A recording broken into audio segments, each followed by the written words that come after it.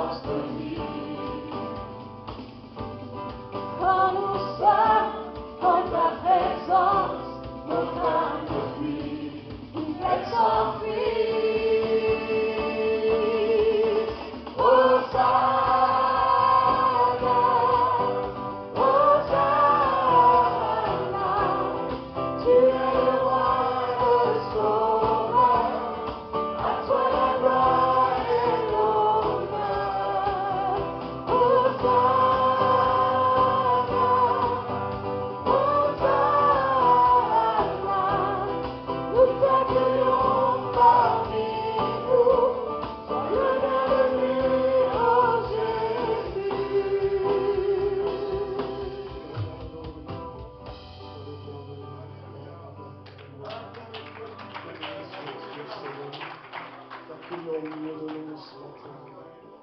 Alléluia. Béni sois-tu, Seigneur. Son nom est tout puissant, digne de louange. Je chanterai combien Dieu est grand.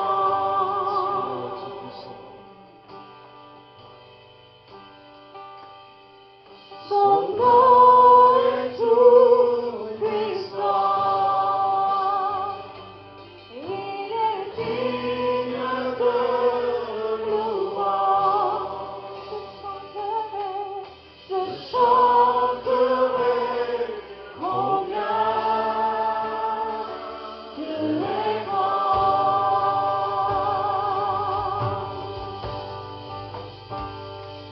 Combien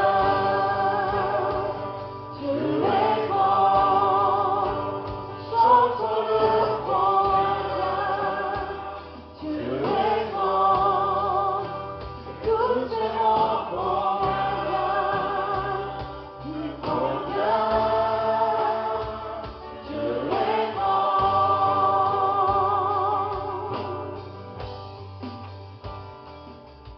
Le roi dans sa beauté, vêtu de majesté, la terre est dans la joie, la terre est dans la joie. Sa gloire resplendit, l'obscurité s'enfuit au son de sa voix, au son de sa voix. Combien Dieu est grand, chante-le combien Dieu est grand, tous verront combien Dieu est grand.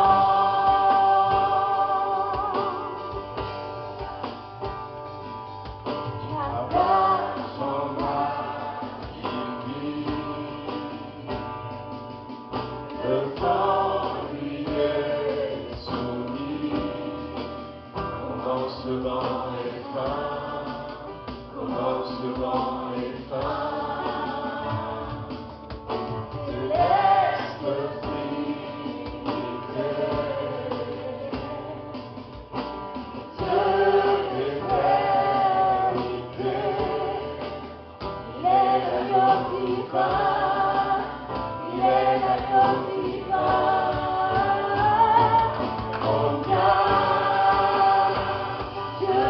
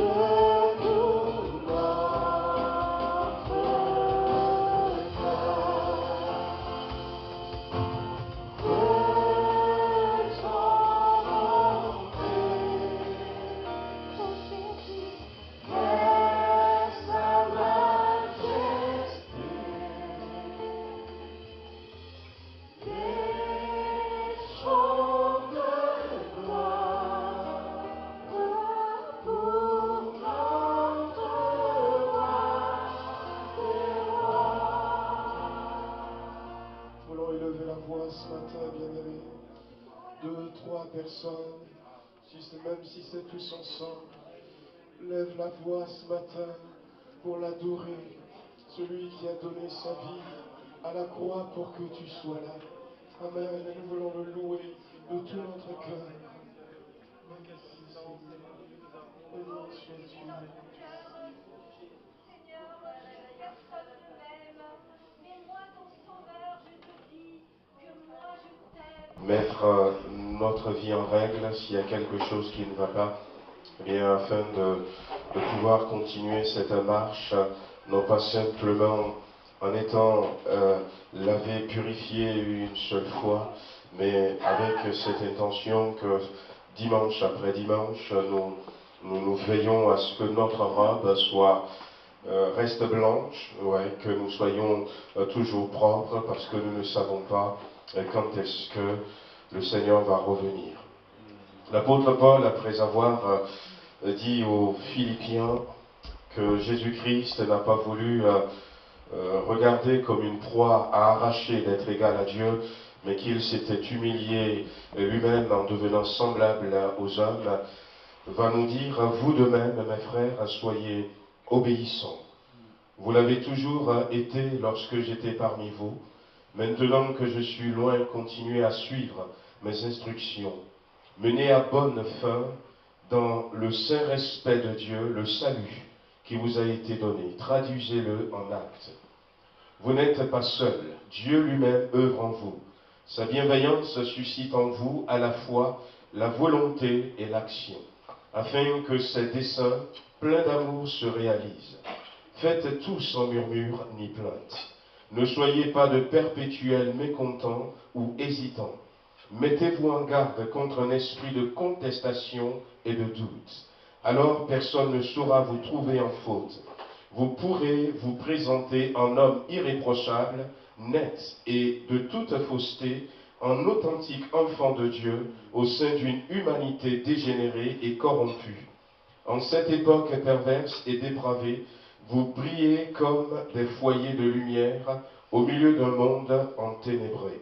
Vous êtes porteurs de la parole de vie. Présentez-la au monde, et lorsque viendra le jour du Christ, j'aurai un sujet de fierté et de joie. Vous serez mon titre de gloire, la preuve que je n'ai pas couru à l'aventure, ni peiné en vain. Et même si je dois passer par le martyre, et si mon sang doit être répandu comme en libation sur le sacrifice offert à Dieu par votre foi, je m'en réjouis et je veux m'associer à votre joie. Vous de même, réjouissez-vous avec moi et partagez mon bonheur. Donc quelques conseils que l'apôtre va donner aux Philippiens et qu'il nous donne aussi aujourd'hui pour que nous puissions continuer à veiller sur nous-mêmes, à enlever tout ce qui ne va pas, pour que, comme il avait dit, lorsque le moment serait là, nous puissions nous présenter en homme irréprochable, que nous soyons des authentiques enfants de Dieu devant notre Seigneur. Voilà, que le Seigneur nous bénisse. On va baisser les têtes il y a quelques instants. Amen.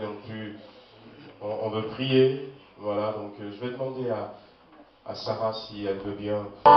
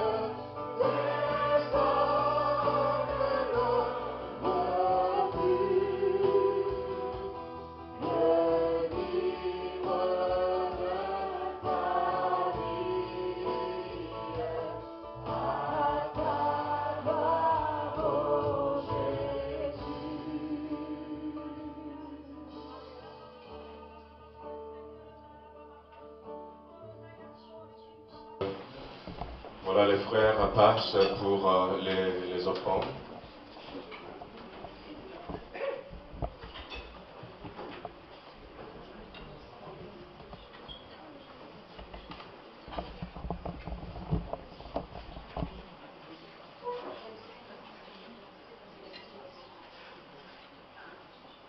Alors, c'est vrai qu'aujourd'hui, on avait prévu bon, avant que j'oublie.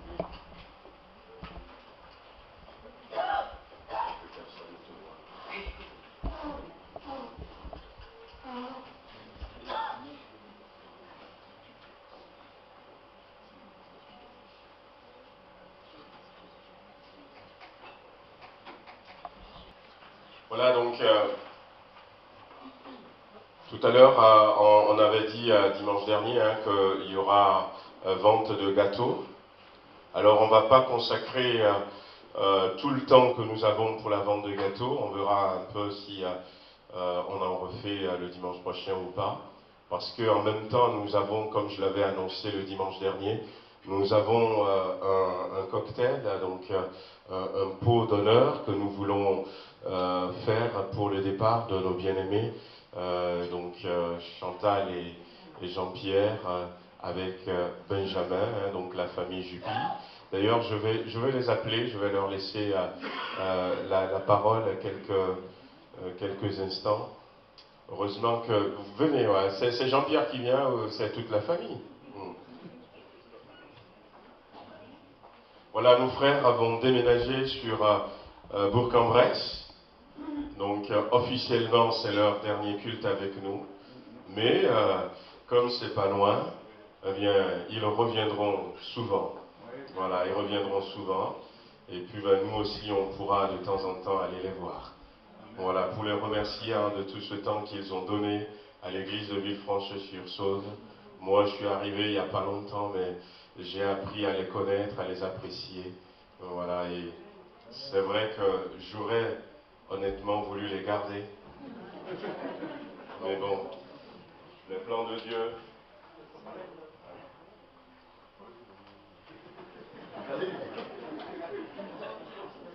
C'est avec beaucoup d'émotion que nous annonçons cette nouvelle, mais bon, le Seigneur connaît toutes choses.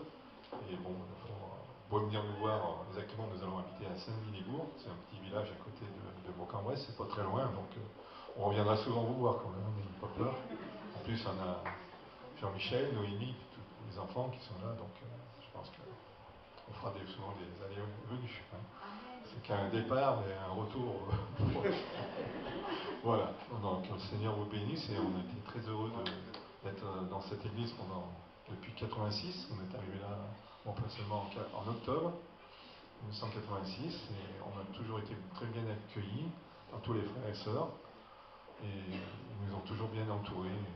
On le remercie dans le Seigneur. Voilà. Et encore que Dieu vous fasse prospérer dans son amour et que beaucoup d'âmes s'ajoutent à cette église. Je crois que Dieu a un grand plan pour cette ville de Villefranche-sur-Saône et de ses alentours, de Tarare aussi, et puis de toute cette région lyonnaise. Et puis bon, je pensais aussi à la vallée de l'Ain, tout ça, tous ces petits villages qui sont autour.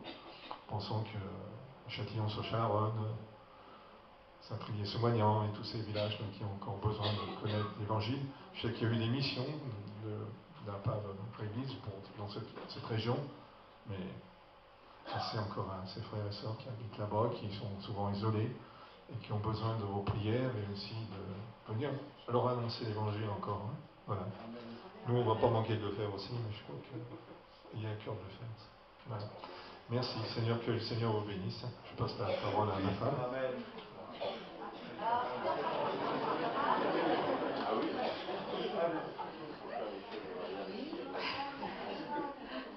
Oui, bah écoutez, voilà, on a passé tout ce temps à Villefranche, dans l'église, 33 ans.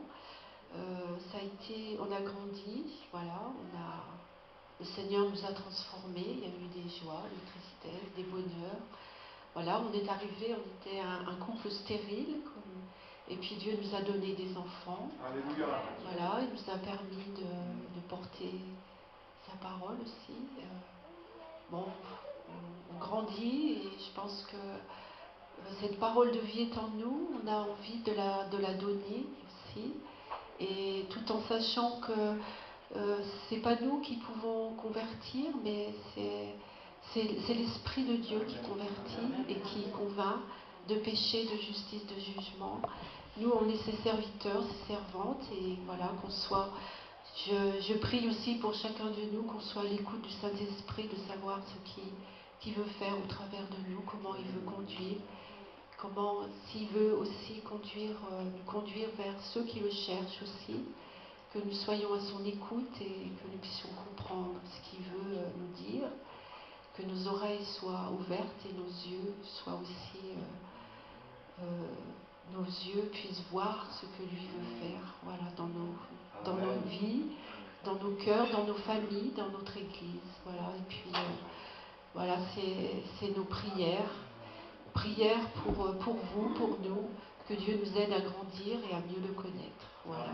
En tout cas, vraiment, nous avons connu ici des gens vraiment, des frères et sœurs vraiment bénissants, voilà. Et nous gardons ces choses dans nos cœurs et nous reviendrons de toute façon. Voilà. Amen.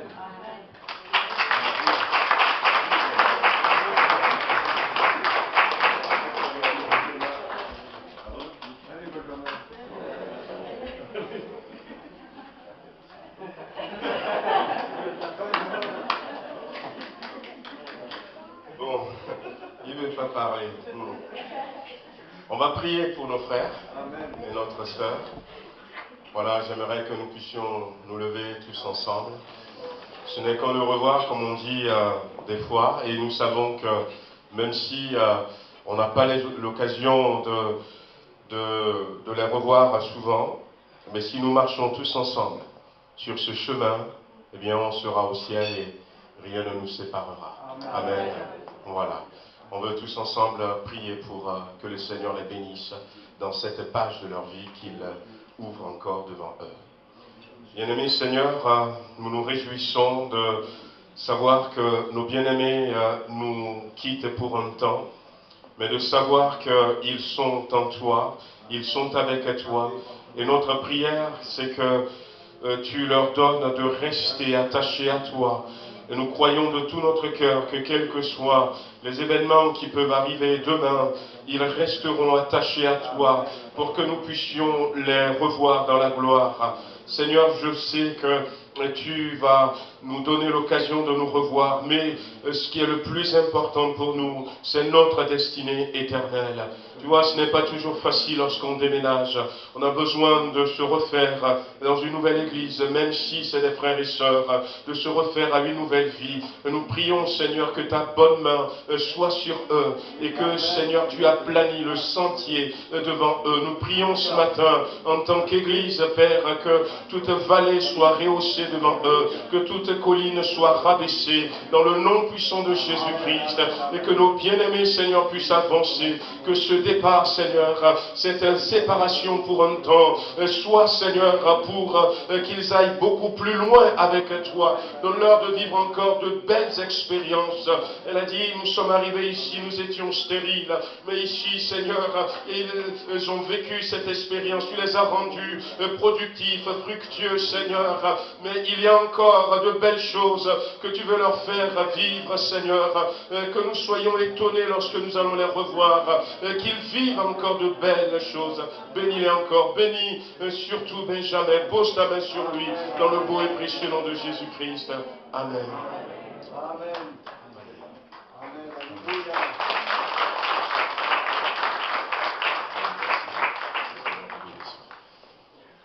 Peut-être comme on a prié, j'aimerais prier pour la sœur Catherine. Je ne sais pas si elle est toujours là ou elle est partie déjà. Ouais, Catherine, ouais. Voilà. Donc, viens, on va prier pour notre sœur. On a prié pendant le jeûne et prière, on a prié pour Benoît Gouâtre. Je ne sais pas, on avait marqué son nom, donc c'est son mari. Donc il était sorti d'hôpital. La sœur même avait fait une action de grâce, reconnaissance, mais là, il doit rentrer encore à l'hôpital demain. Il doit rentrer à l'hôpital demain pour un pontage. Et nous voulons prier déjà que le Seigneur rassure notre sœur, que le Seigneur pose sa main sur son époux. Alors j'ai été le visiter une fois à l'hôpital, quand il était ici, mais on n'a pas pu vraiment parler parce qu'il ne voulait pas de Dieu. Voilà, donc bien gentil, hein, il y a des gens comme ça, mais nous voulons prier déjà qu'au travers de son épouse, que le Seigneur non seulement le guérisse, mais se révèle à lui. Amen. Voilà, donc on va prier, et on va prier aussi pour cette petite fille dont on prie souvent, qui est aussi sur la liste Preston. Voilà, donc qui elle aussi, demain, rentre à l'hôpital sur Lyon, les deux sur Lyon, pour une opération aussi au niveau du cancer. Donc elle va subir une opération. Voilà, nous voulons encore une fois nous mettre debout, amen, bien-aimés, et puis nous voulons prier. Allez, on va demander à un frère, à une sœur volontaire d'élever la voix en notre nom à tous, et nous prions avec lui ou avec elle pour ces situations.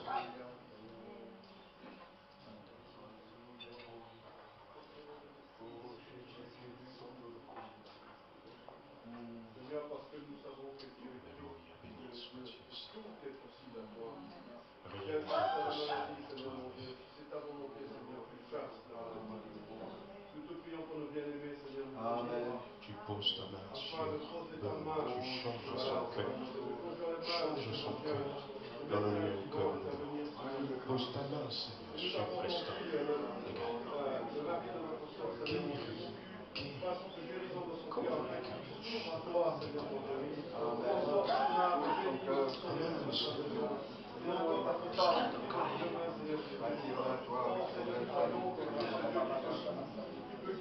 Seigneur. Amen, alléluia.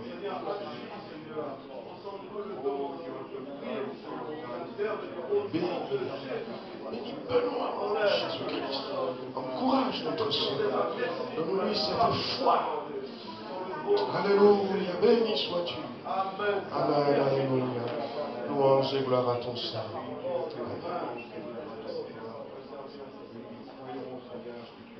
Amen, alléluia. Nous avons un Dieu généreux. Amen. C'est ça la différence. Quand j'étais enfant, j'avais eu pas mal de soucis. Je ne dormais pas, je faisais des cauchemars, je voyais des choses, et puis je vous raconterai peut-être cette partie de ma vie une autre fois. Et mes parents m'amenaient chez les marabouts, chez les féticheurs. Et beaucoup d'Africains connaissaient ça. Et quand ils y vont, déjà, il faut payer. Il faut payer pour entrer là. Et puis après, tout ce qu'ils vont vous faire, ils vont vous demander de payer. Ils vont faire des sacrifices de poulets, peut-être de moutons, mais c'est vous qui allez acheter toutes ces choses. Et ils demandaient. Et en Afrique, on voit, eh bien, comment l'appelle-t-on, beaucoup de personnes qui croient dans ces divinités et qui sont pauvres. Il y a un film tourné par les Ivoiriens qui s'appelle La Solution, que j'avais vu à plusieurs reprises, que vous pouvez même retrouver sur YouTube, où, eh bien, à un moment donné, la femme va prendre son dernier pagne qui lui restait pour aller vendre et acheter des moutons pour sacrifier aux idoles. Mais lorsque Jésus-Christ était venu, il ne demandait rien. Il ne posait même pas de questions. Tout le monde venait et il recevait la guérison. Nous avons un Dieu généreux, un Dieu qui donne librement à tout le monde. Mais nous avons aussi un Dieu qui guérit. Amen. Voilà. Demain, on a jeûne et prière. On va continuer les annonces. Jeûne et prière. Voilà. Donc, le thème, c'est l'évangélisation. Donc, on se retrouve ici à 12h30 et puis à 19h30. Toute la semaine, du lundi au vendredi, nous voulons voir la gloire de Dieu se manifester. Dieu nous avait dit quelque chose et nous sommes sur le point de le voir s'accomplir pleinement. Nous sommes une génération bénie. Voyez-vous, nous sommes à la porte de la destinée. Nous sommes à la porte de la destinée. Il y avait eu la Saint-Barthélemy, où il y avait des chrétiens qui étaient morts. Après, il y a eu les Cévenols, les Huguenots, tous ces gens qui, à un moment donné, priaient pour la France, pour que la France soit visitée par la puissance de Dieu, que la France soit une nation qui se donne à Dieu. Eh bien, Dieu est sur le point d'exaucer toutes ces prières. Nous sommes sur le point, si nous le voulons, et il y a ces mots, if you are willing and obedient. Si vraiment nous sommes volontaires, si nous le voulons, nous sommes sur le point de voir la France basculer du bon côté. Et pour ça, nous avons besoin de prier. Nous avons besoin de prier. Nous croyons que quelque chose se passe. Et dans nos églises, je ne sais pas les autres églises, mais dans nos églises, nous voyons une émulsion. D'ailleurs, Jean-Marc l'a rappelé à la veille de prière que nous avions fait vendredi dernier. C'était très beau, c'était très magnifique. À la fin, le pasteur de Dessines, Thierry Chamberon, qui disait « Ça fait une 30aine d'années que je suis pasteur, mais j'ai jamais vécu quelque chose comme ça. » Puis il demandait « Mais qui c'est qui a eu l'idée d'organiser ça parmi mes frères pasteurs ?» On avait prévu 200 personnes. On avait enlevé des chaises, mais finalement, toutes les chaises qu'on avait enlevées, on les a ramenées, mais ce n'était pas suffisant. On a rajouté d'autres chaises, on avait mis au total 370 chaises. Et il y avait des gens qui étaient debout. On a prié, et puis beaucoup de personnes. Et on dit à leur pasteur, moi aussi on m'a dit, il faut le refaire. Il faut le refaire. Mais déjà, nous allons consacrer cette semaine à la prière. Nous voulons prier pour l'évangélisation. Nous voulons à tout prix que les membres de nos familles qui ne connaissent pas le Seigneur se donnent à lui. Que ceux qui étaient là, que nous avions amenés, nos enfants, reviennent à lui. Le diable est menteur. Nous voulons nous mettre à genoux et voir l'étau de l'ennemi se briser de dessus ce pays pour que les âmes reviennent à Christ. Alors je vous encourage, si vous le pouvez, 12h30, 19h30, toute la semaine. Si vous ne le pouvez pas vraiment, prenez un temps chez vous à la maison pour prier pour ça. Voilà, on va continuer les annonces.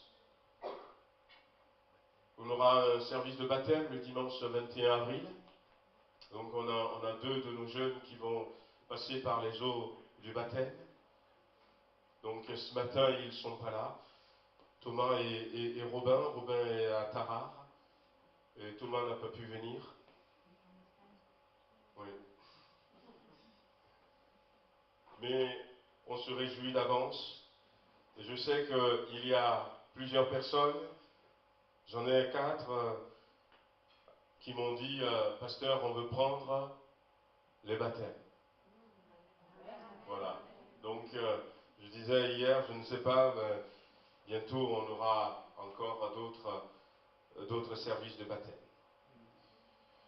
Notre mini-colo, voilà, je vous disais la dernière fois que ce serait bien de vous inscrire rapidement parce que nous avons préparé une surprise pour les enfants. Et pour bien la préparer, la surprise, nous voudrons savoir combien ils sont et avoir quelques détails les concernant. Donc, inscrivez rapidement vos enfants auprès des animateurs.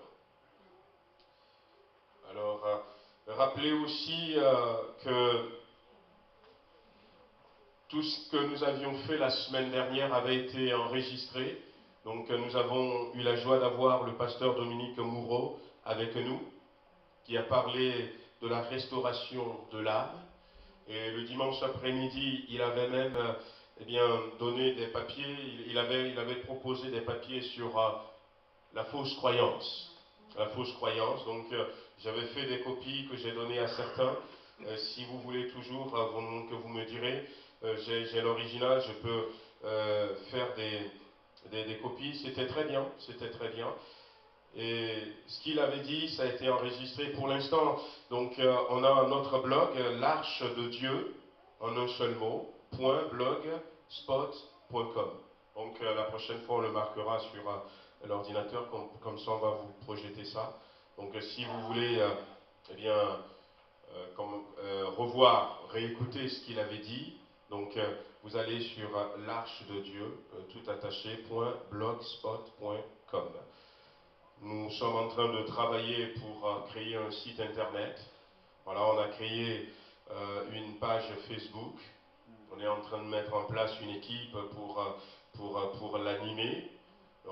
Voilà, on va essayer d'ici la fin de l'année, là, d'ici juin, de travailler un peu notre communication pour que toutes ces choses soient prêtes et qu'à la rentrée, voilà, nous puissions avoir progressé dans le domaine de la communication.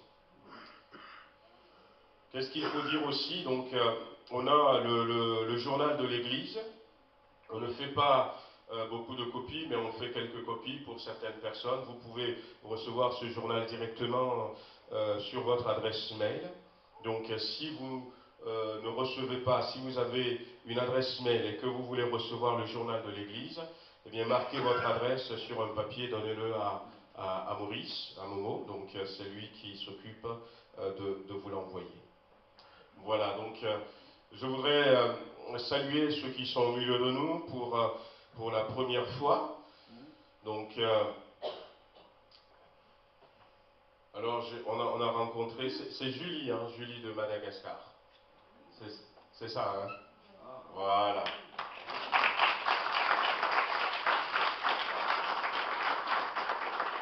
Alors, nous sommes heureux de vous avoir avec nous. Une amie de Augustine. Voilà, Augustine n'est pas là ce matin. Voilà, donc que le Seigneur la bénisse. Voilà. J'ai vu que Jean-Marie a retrouvé sa compatriote. Janine, voilà.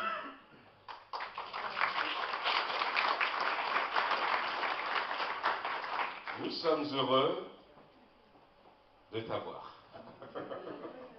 Janine, c'est une amie du Puy-en-Velay qui est venue passer quelques jours avec nous.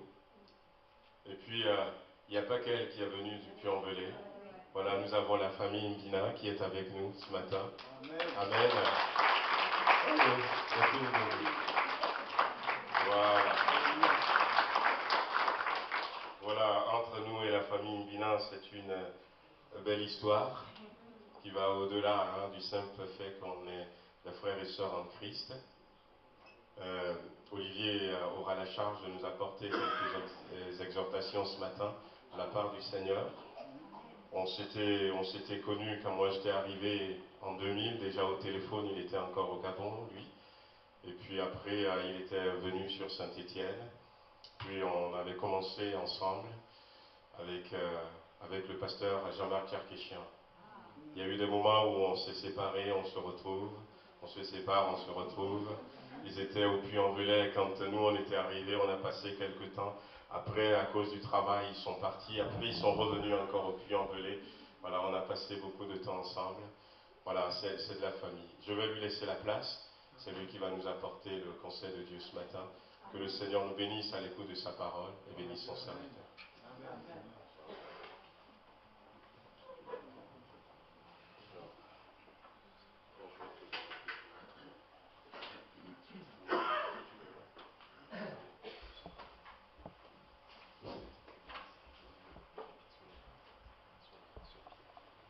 Bonjour à tous. Voilà, très heureux de partager ces moments avec vous dans la communion fraternelle. Un de mes versets préférés, c'est ce psaume 133, qu'il est bon, doux, agréable pour les frères de demeurer ensemble. C'est là où l'Éternel envoie la bénédiction. C'est vrai qu'on est souvent dans les milieux pentecôtistes et très attachés au fait que s'il y a des dons spirituels, des parlers en langue, c'est là où on dit qu'il y a la bénédiction. Mais en vérité, l'Écriture nous dit que la bénédiction se trouve dans ces temps où l'Église est réunie, assemblée. Et je crois surtout ce que dit l'Écriture. Voilà.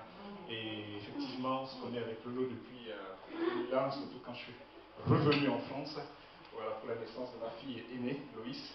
Et puis on a partagé des bons moments ensemble, ayant été coopté à l'époque, voilà, par Jean-Marc Tcherkéchien, pour rejoindre dans un premier temps l'équipe des prédicateurs. Et puis après, plus tard, on a été avec Lolo. Ce qu'il n'a pas dit, c'est qu'on était pressenti pour le ministère. On a fait les tests ensemble.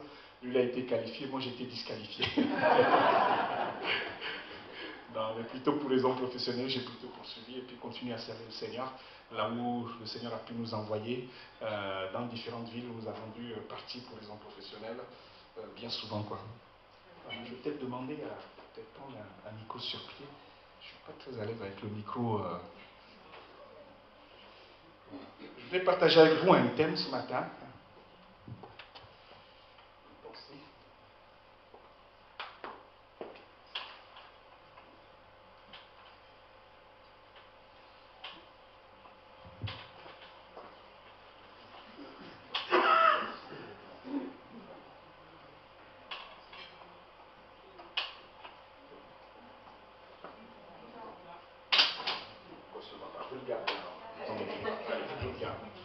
Je vais faire un effort.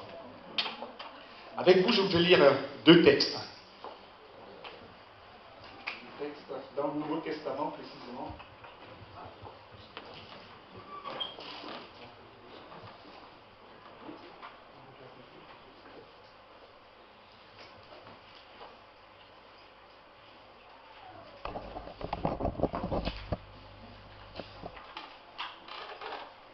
Alors, le premier, nous lirons dans Luc au chapitre 19, verset 41 et verset 44.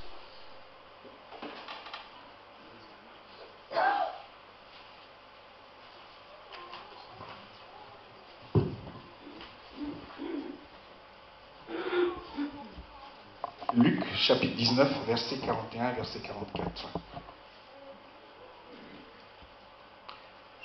Il est écrit ceci.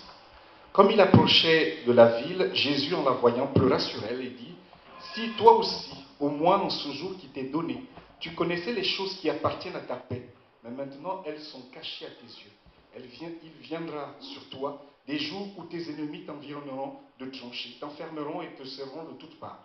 Ils te détruiront, toi et tes enfants au milieu de toi.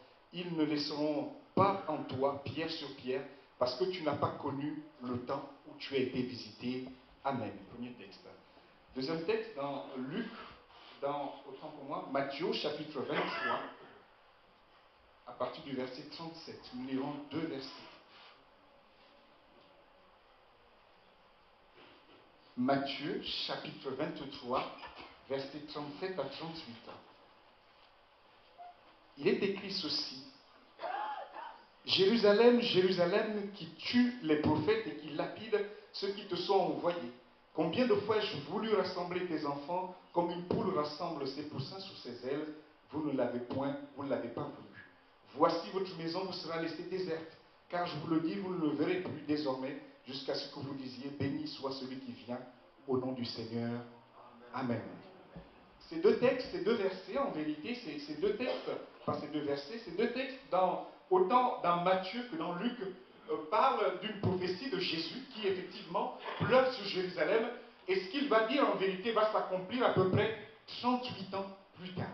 Jérusalem va être ravagée, Jérusalem va être attaquée, le temple va être détruit. Et ce que Jésus avait dit, en vérité, va s'accomplir.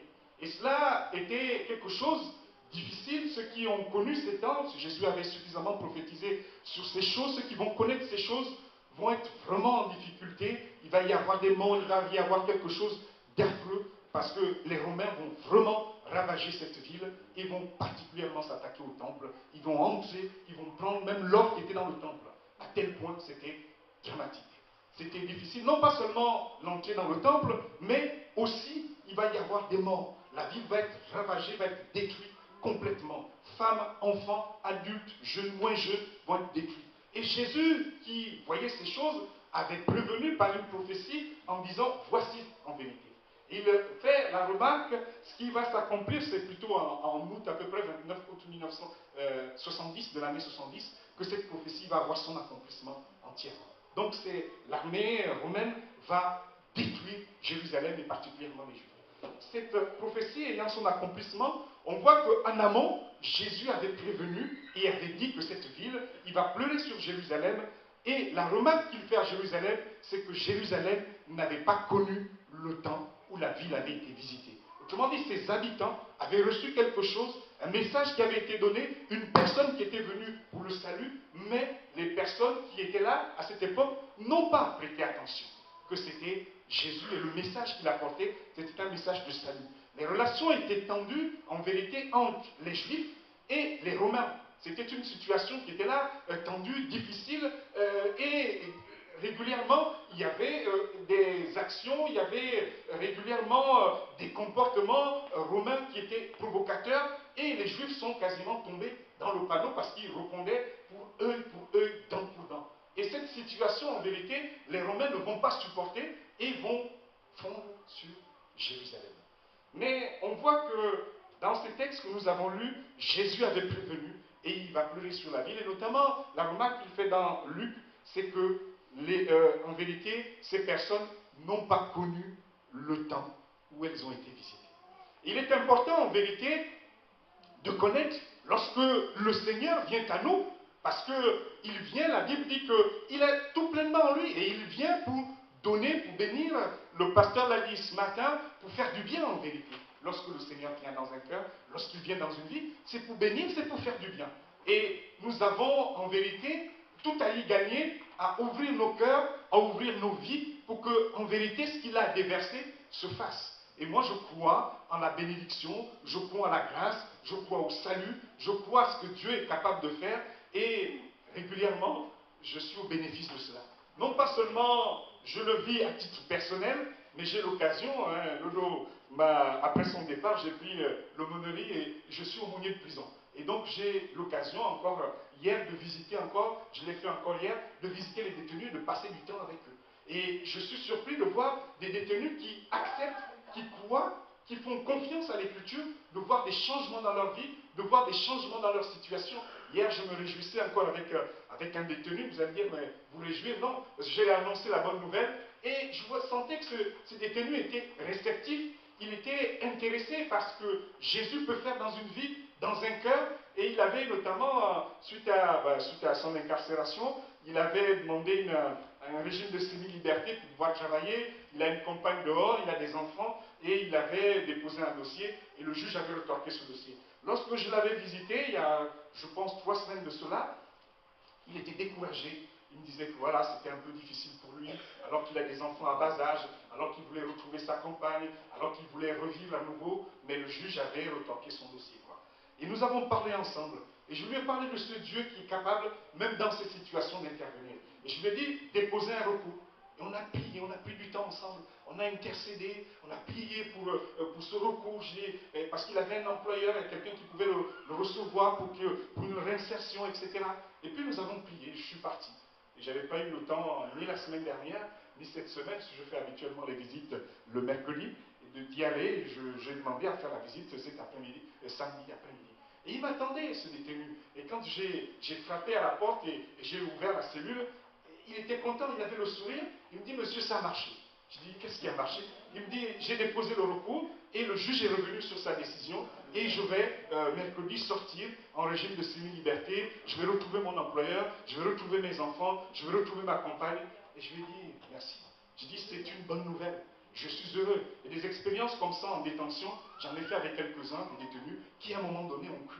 Même dans des affaires qui étaient compliquées. C'est vrai que je les incite à faire une démarche de repentance, de demander pardon, mais également, et je prêche ce Christ qui est un Dieu d'amour, Dieu de grâce, de miséricorde, qui peut leur donner une seconde chance, parce que souvent ils sont dans des situations, notamment certains, ils n'ont plus droit aux visites, ils n'ont pas, parfois certains n'ont pas de la famille sur place, ne sont pas autorisés en visite, etc. Et c'est parfois compliqué pour eux, donc ils vivent déjà une condamnation. C'est vrai, on va dire, c'est juste ce titre, ce qu'ils ont fait, mais également ils vivent une situation qui est parfois difficile, et même en détention, il y a des clichés, il y a des choses que je ne peux pas dire ici, mais que j'entends régulièrement, même de la part de la haute administration pénitentiaire, sur ces personnes. Mais bref, mon rôle, c'est de leur apporter effectivement le salut, la grâce, leur dire qu'il y a quelqu'un qui les aime au-delà de ce qu'ils sont, de ce qu'ils ont fait et du lieu dans lequel ils se trouvent. Dieu les aime et il n'a pas sur eux un regard d'accusation. Je pense notamment à cette femme qui était là, que les hommes avaient amenée au pied de Jésus en disant, voilà, elle avait commis l'adultère et puis de vouloir la lapider. Mais Jésus était ce Dieu d'amour qui finalement a dit, le premier qui d'entre vous lui jette la pierre. Et il dira, femme, où sont tes accusateurs? Même moi, je ne te condamne pas, va et ne pêche plus. Et moi, je leur annonce cette bonne nouvelle et je suis heureux de voir des hommes et des femmes qui font des expériences. Et c'est vrai que je disais à mon épouse qu'il y a des gens que je ne verrai peut-être pas et voir certaines conversions, peut-être des baptêmes, mais je suis heureux de voir que ça marche. Comme me disait une fois un détenu, ça marche. Parce qu'une fois je suis rentré en cellule, il était démoralisé. Il était complètement, il voulait, à la fois il était un peu un pied sur la partie musulmane et puis chrétienne. Et je suis rentré, une fois je rentre, il était complètement démoralisé. Il me disait, je suis rentré et il me dit, j'ai un problème grave. Qu'est-ce qui se passe? Il me dit, mon frère est en garde à vue, etc., etc. Et je sentais qu'il était mal ce jeune. Il me disait, c'est pas possible ce que je vais vivre. Et là, je lui ai parlé encore de cet amour, de ce Dieu qui est bon, de ce Dieu qui est miséricordieux. Et je dis, on va prier ensemble. Et quand je suis revenu la semaine passée, la semaine qui suivait, il me dit, monsieur, ça marche. Dans la soirée même, quelques heures après votre prière, mon frère a été relâché. Et je suis heureux de voir que ça marche. Et ce monsieur me disait, ça marche. J'aime bien, et je crois que Dieu se plaît à bénir. Et Dieu se plaît à faire du bien. Ce qui s'est passé en l'an 70 n'était pas son plan au départ. Son plan, c'était de faire du bien, c'était de prévenir, c'était d'annoncer ce message. Parce qu'en vérité, ce œil pour œil, dent pour dent, Jésus l'avait dit. Habituellement, il vous a été dit, œil pour œil, dent pour dent, mais moi je vous dis. Et s'ils étaient rentrés, écoutez ce que Jésus leur disait, notamment sur le fait qu'il fallait mettre le pardon en action et ne pas répondre du œil pour œil, dent pour dent, cette ville n'aurait pas été ravagée. En vérité, ils ont refusé Jésus, non pas seulement Jésus physiquement, mais ils ont refusé le message de l'Évangile. Et les conséquences de cela, c'est ce qui s'est passé en l'an 70, Jérusalem ravagée. Et chaque fois, en vérité, que nous refusons l'Évangile, chaque fois que nous refusons Jésus, chaque fois que nous refutons une parole de l'Écriture qui nous est donnée, en vérité, nous refusons Jésus, mais nous nous exposons. Il y a des cas, des situations, je pensais notamment, lorsque, si en voiture je passais, je voyais Shalom, je lui disais monte, elle peut refuser, voilà, elle peut dire non, c'est pas loin, je peux continuer à pied. Ça n'a pas de conséquences en vérité ce refus. Mais il y a des refus qui peuvent avoir des conséquences parce que ça a de l'impact sur la vie. Et c'est important qu'on prenne des décisions. Lolo disait expliquer en vérité que nous sommes revenus en juin 2015 au Puy-en-Velay. Et ce qui s'est passé, c'était quelque chose d'inattendu. Lorsque je suis parti du Puy-en-Velay pour Bourg-en-Bresse, pour voir mon bien-aimé, en vérité, je ne suis pas resté longtemps. J'ai rompu un CDI pour un CDD. Sauf que je pensais qu'ils allaient me garder. Au bout d'un an, on m'a mis à la porte. Donc il a fallu déménager. On est parti de Bourg-en-Bresse pour nous retrouver à Caen. À Caen, j'arrive, 3 mois après, presque, on me met aussi également, limite à la porte, mais 6 mois après, j'ai dû prendre la porte. C'était compliqué pour moi de vivre cet échec, remercié par les employeurs, me disant que je n'étais pas à la hauteur. Et donc après, lorsque on a dû quitter Caen, nous sommes allés nous installer en Meurthe-et-Moselle, dans la ville de Longwy, qui est frontalière avec le Luxembourg, la Belgique. Et là, nous sommes arrivés, pour nous, c'était un repos. Quoi. Après ces 2 années, on a été ballottés, échec professionnel, c'était difficile. Et nous sommes arrivés et nous étions là, en vérité, posés, tranquilles. Et nous connaissions là, Dieu nous a vraiment bénis, nous a restaurés, nous a fait du bien sur le plan professionnel, un salaire qui était bien. Mon épouse qui, depuis quelque temps, ne trouvait plus du travail, a pu trouver un travail. On a resté. Et on était bien, en vérité. Et puis, je me souviens toujours, en 2014, celui qui m'avait remplacé au puits me téléphone. Alors que ça faisait 2 ans, on n'avait quasiment pas eu de contact, il m'appelle. Il me dit, Olivier, je t'appelle parce que je vais partir. Alors, je lui dis, mais quel est l'objet de ton appel? Juste, non, mais juste pour te prévenir, parce qu'en vérité, c'est toi qui as introduit mon dossier pour que je prenne le poste. Et donc, par courtoisie, je voulais quand même te dire que je pars. D'accord. Et puis le temps passe, 1 ou 2 mois après, souvent on s'échangeait des mails de vœux avec le directeur des ressources humaines. Il me dit, Olivier, vous devez me contacter urgent de l'hôpital du Puy où je travaille. Et je sentais un peu le truc, il me dit, voilà, votre prédécesseur, ça n'a pas fait 2 ans, voilà. Et l'équipe de direction pense qu'il serait bien que vous reveniez. Voilà. Vous voyez, on a connu des moments difficiles, on avait besoin de se poser, personnellement. Et puis, je dis, écoutez, je vais réfléchir, mais je n'ai pas envie, parce que en 2 ans, on a énormément déménagé, les enfants, leur vie n'ont pas le temps, à peine de s'asseoir dans une ville qu'à nouveau il faut déménager. Et puis le temps passe, on n'avait pas prévu, on avait prévu passer c'était pas calculé, mais on avait prévu passer les vacances au Puy-en-Velay. Et puis on arrive sur la période de Noël, et avec le long, on va visiter une sœur dont l'époux était en fin de vie. Et puis après cette visite, la sœur nous raccompagne et elle dit, mais Olivier, il ne fallait pas partir depuis. Et puis je ne sais pas si le Seigneur ne te ramènera pas au bout. C'est pas possible ça. Et puis les semaines passent, je reçois un 4e appel de quelqu'un qui était dans le service dans lequel je travaillais, qui me dit, ben, écoutez, votre prédécesseur, ça ne s'est pas bien passé, mais l'ensemble de l'équipe pense qu'il serait bien de vous revenir. Et puis une 5e appel. Sincèrement, je n'osais même pas aborder le sujet en famille. Parce que je dis, ils vont me lapider. Mais ce que je veux dire au-delà, c'est que c'était difficile. Vous voyez, on avait conçu un plan, mais en vérité, Dieu voulait qu'on revienne au plus en vrai. Et il fallait discerner en vérité que c'était un temps de visitation et que toutes ces personnes qui étaient censées apporter un message le disaient de la part du Seigneur. Nous étions dans une équipe dans laquelle j'étais, nous avions 5 cadres ensemble dans l'équipe de direction, et puis voilà, donc moi ça se passait bien. On venait de passer un bon Noël, invité dans un restaurant étoilé par notre directrice, tout se passait bien. Et c'est quoi cette histoire de quitter Longwy pour aller à nouveau au Congo? En vérité, Dieu nous appelait. Et nous avons bien fait, c'était difficile personnellement. Je pense à mon fils Daniel qui a pleuré, mais qui a pleuré de toutes ses larmes. Je pense que c'était difficile pour tout le monde. Mon épouse me disait, mais c'est pas possible, on ne va pas passer la vie à déménager, c'est pas possible. Mais c'était en vérité le plan de Dieu. Peu de temps après, nous avons, je passe les détails, rejoint le puits en Velay, revenu. Nous sommes heureux de partager ces temps et la bénédiction qui est actuellement sur l'église du puits.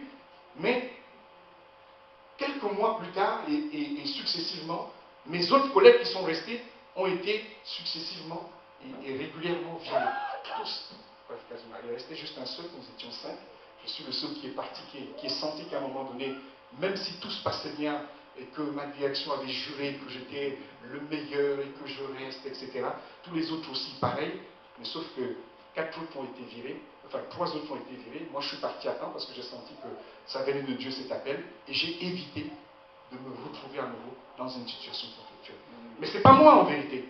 Nous sommes enfants de Dieu et c'est l'Esprit de Dieu qui, à ce moment, a parlé au travers de ces personnes, bien que le contexte ne s'y prêtait pas, mais il fallait que je discerne qu'en vérité, ça vient du Seigneur. Et je pense à une histoire où une femme qui était dans la difficulté était là en problème financier, et puis elle va, et à un moment donné, il y avait quelqu'un qui était un bienfaiteur, qui avait appris cette nouvelle, qui connaissait cette femme, qui était veuve, qui s'était décidé de lui porter secours à cette femme. Et un jour, cet homme va venir, va aller visiter cette personne pour lui apporter un peu des moyens et des moyens financiers. Sauf qu'elle va taper à la porte pour l'aider en vérité, et la porte restera fermée. Elle va repartir, et puis plus tard, elle va rencontrer cette femme qui lui dira « Mais tu n'étais pas au courant, etc. » Et cet homme de dire « Mais je suis venu, tel jour, j'ai frappé à ta porte. » Et cette femme de dire « Mais je pensais que c'était les débiteurs, et j'ai laissé la porte, j'avais peur, parce que je dois à beaucoup de personnes, et donc j'ai eu peur, et j'ai gardé la porte close, parce que je pensais que c'est quelqu'un qui venait encore me réclamer des dettes. » Et cet homme de dire « Non, je venais, et j'avais une bonne enveloppe à t'apporter. » Okay? Et parfois, porte close, parce qu'on ne discerne pas. Et notamment pour ces hommes et ces femmes, si on revient avec cette histoire, ils n'avaient pas discerné le temps de la visitation, ils n'avaient pas discerné le Seigneur dans cette affaire. Et la Bible et l'Évangile nous donnent des exemples, dans notamment Matthieu chapitre 14, verset 26, vous savez, Jésus dans la nuit qui vient, et puis les gens pensent que c'était un fantôme, en vérité, c'était Jésus. Et vous pensez également dans Nombre chapitre 22 avec Balaam, lorsqu'il était sur ce chemin de perdition, qu'est-ce qui se passe avec cette ânesse? En vérité, l'ânesse a vu l'ange de Dieu qui balayait la route. Et lui, il va penser que cette ânesse voulait tout simplement le visiter en péché. Et il va taper cette ânesse. Vous connaissez l'histoire, Nombre chapitre 22. Et Dieu visite, et Dieu veut faire du bien à ses enfants. Et parfois, malheureusement, il trouve aux portes closes.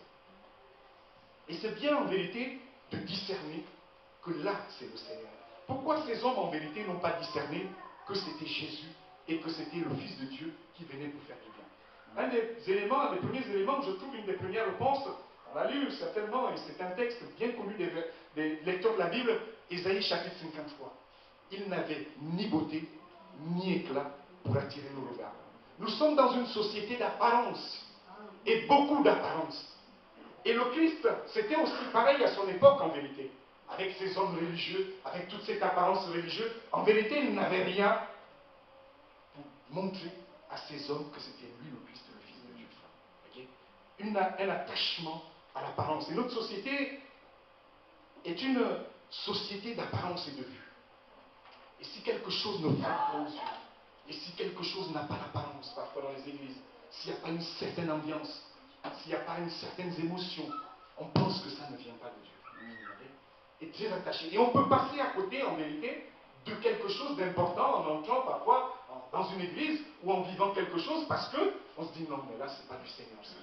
Et ce qui n'est pas du Seigneur, ce n'est pas l'apparence, c'est le fond en vérité. De plus en plus, on est confronté à ces problèmes dans les églises où les gens ne regardent plus, quand on parle de conversion, au fruit de la conversion. Nous avions un débat l'autre fois à l'église, notamment quelqu'un qui avait pris la parole en disant oui, mais dans votre église, on ne danse pas, on ne se déhanche pas, etc. Le Seigneur a dit de se déhancher. David, n'est-ce pas, il dansait. Or, c'était un peu particulier. J'ai réagi là-dessus. Et après, nous avions reparlé même des dons spirituels. On disait, mais les dons, même les dons spirituels et dons d'exercice, le plus important en vérité, c'est au départ, savoir si les gens ont véritablement fait une expérience. Parce que nous avons vu des choses, autant ici que j'en ai pu voir l'occasion, parce qu'en vérité, je me suis converti ici à Saint-Étienne, à l'époque de pasteur Gérard Faux, avant de repartir sur l'Afrique et être revenu à l'époque où Jean-Marc Chrétien était pasteur à Saint-Étienne. Et moi, j'étais surpris de voir certaines choses. Même des gens exercer des dons spirituels, mais qui en vérité ne venaient pas de Dieu. C'était surprenant de voir des choses. Mais ce que je veux dire, c'est que ce qui était plus important, et dans ce débat et dans cette discussion à l'église, c'était de dire, mais on regarde le fruit, et le fruit de la repentance. Et ça, c'est important, ça. Juste important. On est sur des choses clés en vérité. Et on est beaucoup plus dans une société qui favorise l'apparence, et même parfois dans les églises, des choses qui favorisent l'apparence. Et donc, on ne regarde plus au fond à ce qui est profond, dans la mesure où, quand il n'y a pas l'apparence, on passe à côté. Et c'est dommage. Et ces hommes et ces femmes religieux de l'époque, pour eux, Christ n'avait pas l'apparence. Il est dans une étable au milieu des animaux. C'est qui ça, le Fils de Dieu?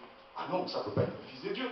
Mais dans une étable au milieu des animaux, un être comme ça, il n'avait pas l'apparence. Ce n'est pas le Jésus qu'on nous présente dans les films, hein, aux yeux bleus et longs cheveux. C'est pas cela en vérité. Hein. Il n'avait ni beauté, ni éclat pour attirer le regard. Et c'est important cela. Parce que c'est juste important. Et on peut passer à côté de l'essentiel parce qu'il n'y a pas toute l'apparence qui est là et qui dit que les choses, ce sont les choses de Dieu. Et ce qui est de Dieu, c'est l'écriture en vérité. C'est ce que le Christ est. Et c'est à cela qu'on doit en vérité s'attacher. Et ces hommes religieux ne se sont pas attachés à cela. Ils se sont attachés à l'apparence. Et s'attacher à l'apparence, ils sont passés à côté de l'essentiel.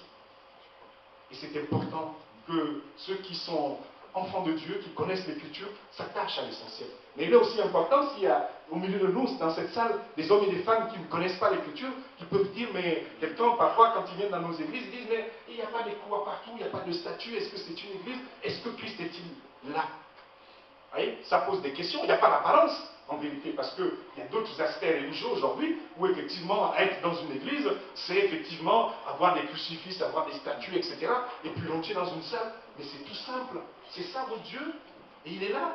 Vous voyez, ça peut intriguer et dire, ben, je pense que ça, ces hommes, c'est un peu trop simpliste. Vous voyez, c'est un peu trop simpliste. Et donc, ceux qui disent, je le mets de côté. Et pourtant, c'est la vérité. Et la vérité a une puissance. Et cela, effectivement, et je pense que c'est un des points qui, effectivement, a été et contribue à dire que ces hommes n'ont pas fait attention. Un autre point qui n'est pas des moindres, c'est Jean qui nous le présente. Jean, on peut lire le chapitre 1, verset 5. Donc l'apparence, premier point. Deuxième point, on va le voir également ensemble. Jean, chapitre 1, verset 5, et nous lirons également Jean, chapitre 3, verset 19.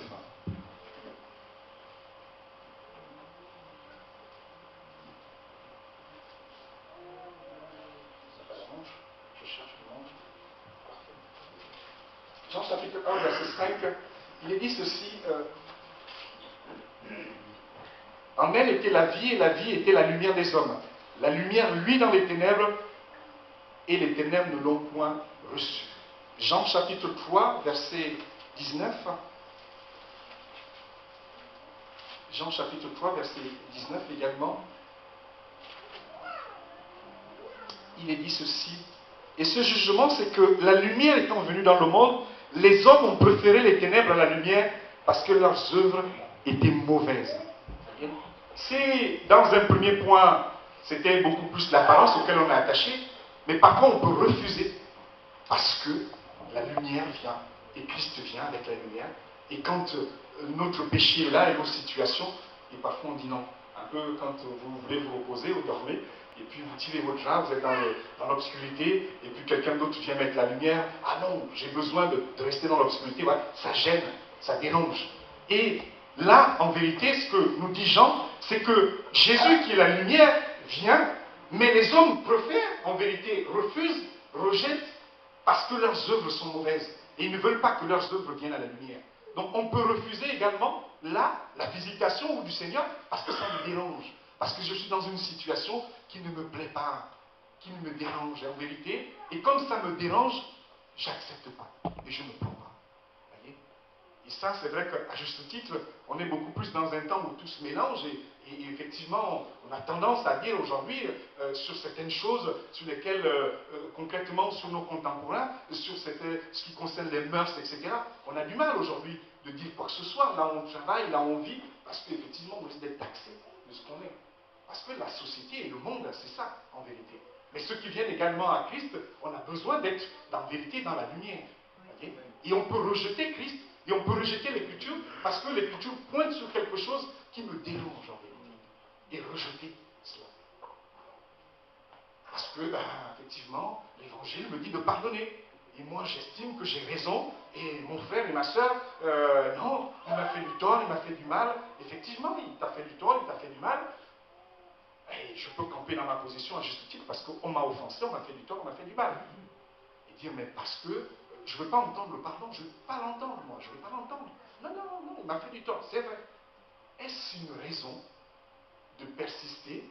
Le fait de refuser, en vérité, c'est pas bénin, en vérité, c'est tout simple. Parce que qu'est-ce qu'on refuse quand on refuse d'obéir? C'est pas refuser d'obéir, hein. C'est pas le commandement qu'on rejette, mais c'est derrière celui qui en est l'auteur, en vérité. Et de manière indirecte, ce commandement étant venu de Christ, ce qu'on refuse en vérité, c'est le Christ qu'on met dehors lorsqu'on refuse de pardonner. En quelque sorte, on ne le reçoit pas. On refuse, on rejette. Et on se dit non, mais c'est que ça. Et c'est effectivement, j'ai toutes les raisons de dire je ne pardonne pas parce qu'on m'a fait du tort, parce que j'ai été offensé, et c'est pas normal. On entend beaucoup plus ce débat, de plus en plus, avec l'actualité, c'était impardonnable. Ça, c'est pour le monde, mais quand on est chrétien, j'ai envie de dire, c'est parfois difficile, on transpire, on pleure parfois, on y passe. On y passe. Il y a quelques mois, à titre personnel, dans mon lieu de travail, j'avais été humilié, et j'ai passé une journée, c'était difficile. C'était compliqué, mais bon, la personne le lendemain, on lui a fait comprendre que tout ce qui était autour, on lui a fait comprendre qu'il fallait qu'il fasse une démarche. Et il s'est excusé, je pense à quelqu'un qui travaille avec moi, qui est proche, qui m'a dit non, moi je ne pardonne pas Olivier. Je ne pardonne pas Olivier. Ce qu'il nous a fait, c'est impardonnable.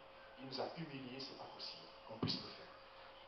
Bon, je la comprends, elle ne connaît pas le Seigneur. Avais-je le choix de refuser son pardon lorsque la personne a pris son téléphone pour dire hier je me suis mal comporté et je vous présente toutes mes excuses, je vous ai humilié, je vous ai offensé.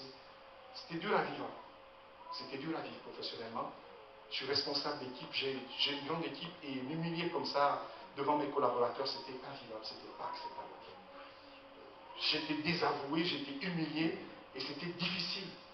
Mais avais-je le choix de refuser le pardon à cet homme qui revenait vers moi et qui reconnaissait en vérité son tort? En tant que chrétien, non. Même si c'était impardonnable ce qu'il avait fait. Je disais ma collaboratrice la plus directe. Il faut l'accorder. Mais en refusant cela, qu'est-ce qu'on fait? On met le Christ à la porte. Et ce n'est pas qu'un commandement. Ce n'est pas anodin de refuser un commandement. C'est derrière celui qui en est l'auteur. Et indirectement, c'est cette manière également mettre à la porte. Mais un troisième point, on a vu l'apparence, on a vu la vérité qui dérange en vérité, qu'on met dehors parce que la vérité n'est pas en conformité avec ce qu'on attend et on veut rester sur notre voie. Un autre point également qui fait qu'en vérité, ne pas reconnaître le Christ, et ils pouvaient ne pas le reconnaître, c'est qu'ils l'avaient constaté dans beaucoup de lecteurs de la parole de Dieu, c'est qu'ils étaient très attachés à leur tradition. parfois c'est difficile. On est pentecôtiste, on a nos traditions. On est ceci, on est de tel milieu, on a notre tradition. Et parfois, je pense, c'est pas pour indexer les frères et sœurs, et moi le premier, hein, lorsque j'ai pu vivre ma foi chrétienne en Afrique et être revenu, et c'était pour moi, je disais, mais qu'est-ce que je vis là? C'est pas assez vivant, c'est pas assez. Voilà. Et parfois, on a des frères et sœurs qui disent, bah, je sors là, je pense que je ne vais pas y rester parce que c'est pas à mon goût, etc. Et ça peut arriver, ça. Cela. Parce qu'on est, effectivement, mais qu'est-ce qui est plus important en vérité? C'est pas l'apparence, la manière dont on loue. J'expliquais à cette sœur qui avait pris la parole, j'ai pas connu, mais j'ai vécu la vie chrétienne une partie 2 ans dans les assemblées de Dieu du Gabon, les assemblées de Dieu, où à l'époque, quand j'y étais, on ne battait même pas les mains. Donc je dis, vous voyez, donc ici encore on bat les mains, on se lève. Et là-bas, on ne battait pas les mains, on se levait pas. C'était comme ça, vous chantez debout. Mais je suis arrivé là-bas, moi ça m'a choqué quoi. Je venais de France, je me convertis ici, on battait les mains, j'arrive là-bas, c'est comme ça. C'était comme ça. Je n'ai pas refusé l'église pour autant. Vous voyez, c'était la tradition ici. Je ne vais pas m'attacher aux formes, mais je veux m'attacher au fond. Et c'est important ça. Et parce qu'on fait des formes, et on s'attache à la tradition, c'est pas comme ça, et comme on n'a pas fait comme ça, etc. Pensez à Naaman, notamment lorsque on va lui dire, mais il faut aller, etc., se baigner cette fois-là. Il va dire, mais est-ce qu'il n'y a pas des fleuves, etc. Vous voyez, on est très attaché à ça. Et parfois, on peut refuser et passer à côté, en vérité, de la visitation de la parole, parce qu'il n'y a pas la tradition, parce qu'il n'y a pas la forme. Et ça, c'est dommage. Et puis, sur un dernier point que j'évoque très rapidement, parce que l'heure est avancée, c'est ce qui peut également relever des preuves de la vie.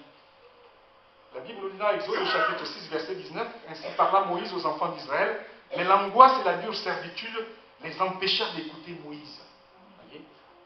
Effectivement, l'angoisse et la servitude ont empêché à l'époque ces Juifs d'écouter Moïse et d'écouter la parole. Et parfois, effectivement, on peut mettre dehors parce qu'effectivement, on passe par des moments qui sont difficiles. La vie ne nous épargne pas, c'est compliqué, on peut vivre un drame personnel, intérieur, difficile, sur le plan familial, sur le plan professionnel, et c'est difficile en vérité. Et le cœur se ferme en vérité à l'évangile parfois, à la parole de Dieu. Ne plus croire, il y a des personnes, parfois, j'ai discuté avec un détenu hier, et pourtant habituellement je le visitais, mais ça faisait quelque temps, je ne l'avais pas vu. Et puis pourtant, parfois il a fait une démarche de foi, il croyait, mais là, il était devant une situation où il y avait le procès à venir, le juge avait commencé à être dur, il avait eu lors du premier procès une condamnation, je pense, d'1 an ferme, 5 ans d'interdiction du territoire, et quand vous avez des compagnes, vous avez des proches, c'est difficile pour eux. Donc il n'y croit plus, il dit c'est pas possible. Enfin le prochain procès, j'attends, j'ai fait appel, mais je sais que certainement je vais me reprendre, je ne sais pas, peut-être une aggravation des peines, et puis avec l'interdiction encore de quitter le territoire, etc. Et c'est difficile ce qu'il vit, et je sais que j'entends bien. Mais ensemble on a repartagé sur la foi, sur ce que le Seigneur est capable de faire, et que c'est un Dieu de miracles. Et parfois, on a perdu en vérité de croire à cause de notre situation, parce que ça fait tant d'années qu'on y vit, et de penser que c'est plus possible que le Seigneur agisse, et que ce matin on a entendu un don spirituel, peut-être à l'égard d'une sœur, à l'égard d'un couple, peut-être, ça fait tant d'années, peut-être qu'on espère, et puis bon, c'est fini, le temps passe, et je pense que c'est encore une prophétie de trop, ben ça passe, voyez, alors que parfois c'est pour nous. Mais comme ça dure, et comme c'est difficile à vivre, parce que la première fois j'ai fait confiance et ça ne s'est pas passé. Et donc voilà, là également, on peut dire, bon, cette fois-ci, également, je ne fais plus confiance. Et ça passe comme ça au-dessus. Alors que c'est une parole de Dieu pour moi. Et refusant la parole, refusant la promesse, en vérité, qu'est-ce que je fais? Je refuse. Et je mets dehors. Le temps où j'ai été visité, est-ce parfois pas un don spirituel? Est-ce une parole parfois d'un frère et d'une sœur? Écriture, etc. Et cela était également... Je pense également à Genèse chapitre 45 où effectivement Jacob, lorsqu'on vient lui dire que son fils Joseph vit encore, pour lui c'était clair, Joseph était mort, c'était plus possible. Il a eu du mal à croire la première fois, Genèse chapitre 45, verset 25 à 27. C'était compliqué. Mais pourtant c'était la vérité. Joseph vivait. Et il est important, bien-aimé, et ami qui est là ce matin, de réaliser que Dieu vient, c'est pour nous faire du bien. Et il veut bénir nos cœurs, il veut bénir nos vies, il veut apporter. Et c'est important que nous soyons ouverts à cela. Et que ni l'apparence, ou ni quelques situations dans lesquelles on peut se retrouver, parce que ça nous dérange vis-à-vis de l'Écriture, C'est comme une lumière qui vient éclairer un péché, quelque chose, un dysfonctionnement, et puis on se dit, non, là, non, je ne veux pas. Je suis bien dans mon truc, là. Voilà, ça me dérange. Et puis également la tradition, nous avons évoqué. Et puis ces points également qui peuvent être la bioservitude des hommes. Et que ces points que j'ai tout simplement évoqués ce matin ne fassent pas que nous passions à côté, que nous refusions. Parce que le refus, comme j'ai évoqué tout en début, il y a des choses sur lesquelles je peux refuser sans graves conséquences dans la vie. Mais par contre, l'écriture, la parole, la promesse, la refuser, c'est refuser Christ et c'est refuser la bénédiction. Et je pense que la volonté de Dieu, c'est de nous bénir et de nous faire du bien. Amen. Dieu en réserve pour toi, mon frère, ma soeur, des choses encore. Tu n'as peut-être pas découvert encore tout. Il a encore des grandes choses à te faire voir. Des grandes choses à expérimenter. Sur le plan spirituel, par rapport au salut, par rapport au témoignage, par rapport peut-être à des proches qui doivent venir à l'évangile, etc.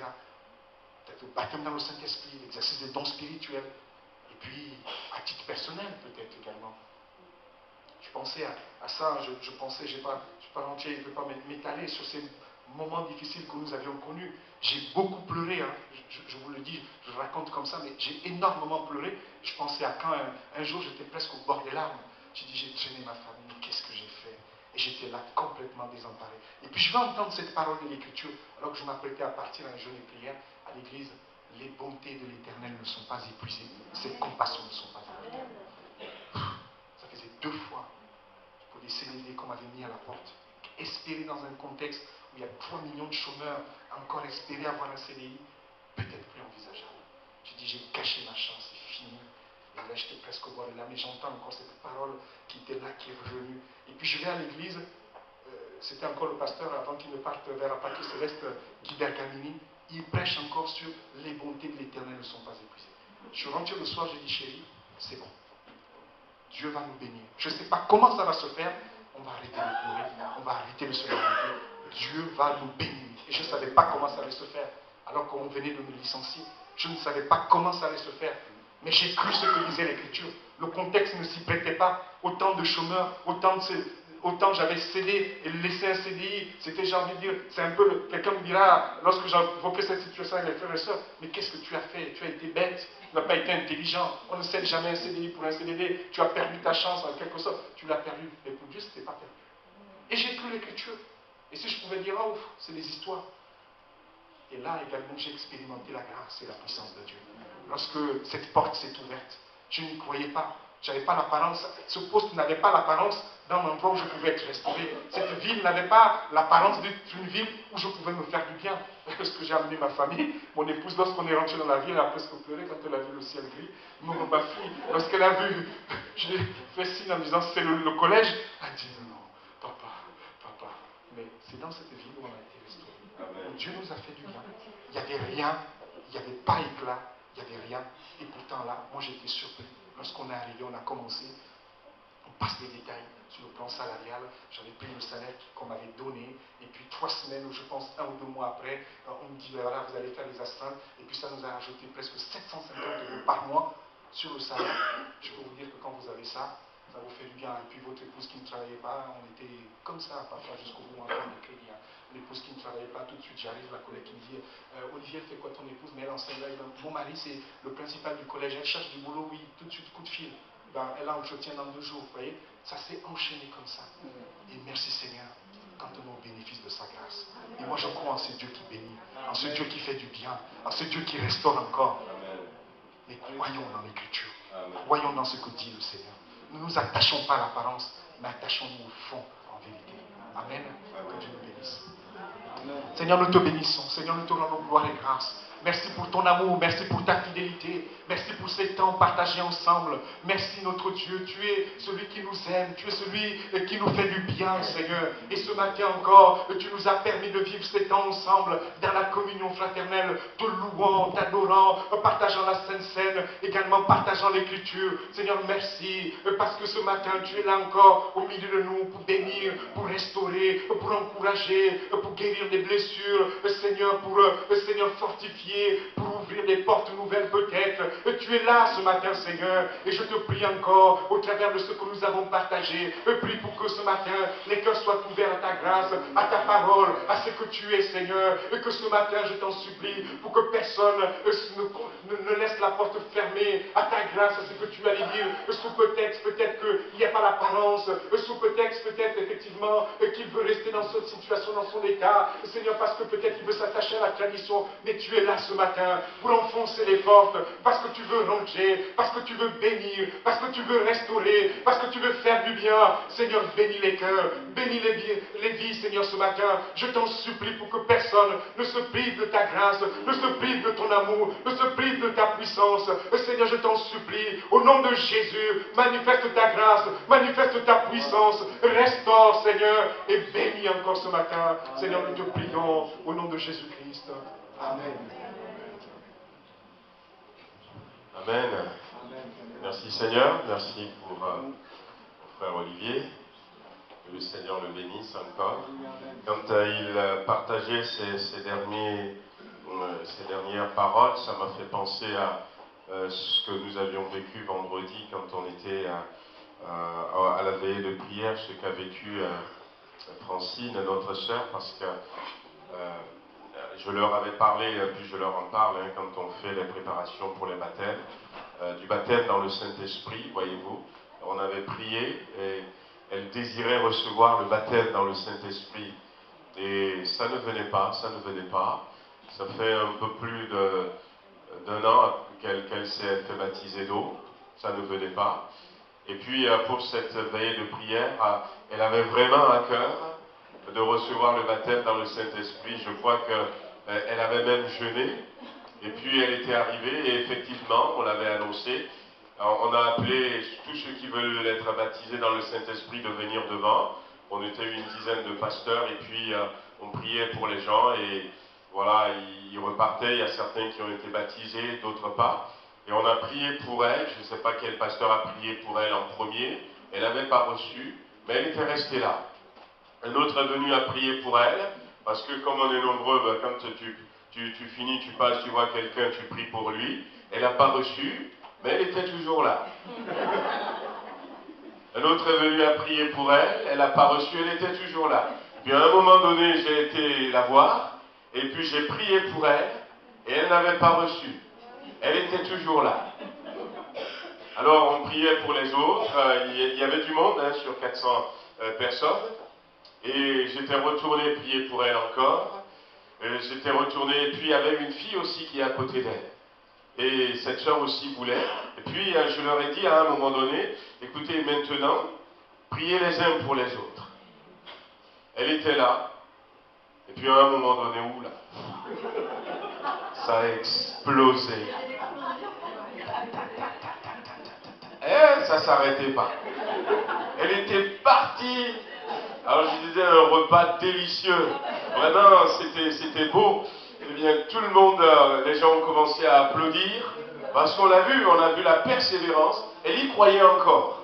Elle y croyait encore, elle n'avait pas baissé les bras. Et elle n'arrivait pas à s'arrêter. Après, j'ai vu David Maff aller vers elle, lui a posé les mains pour que maintenant ça se calme, mais non, rien à faire. J'étais parti, j'ai dit, mais maintenant c'est bon, non, rien à faire.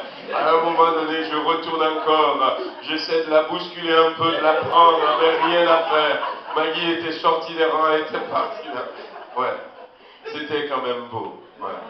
Quand on croit que Dieu peut le faire encore. 430 ans d'esclavage en Égypte n'a pas empêché Dieu de sauver son peuple. Croyons encore et croyons dans sa parole. Voilà, donc les tables sont dressées là. Donc pour ce vin d'honneur que nous voulons partager avec nos bien-aimés, la famille Jupy, avant qu'ils nous quittent. Et puis je crois que de l'autre côté, il y a quelques gâteaux aussi qui sont en vente.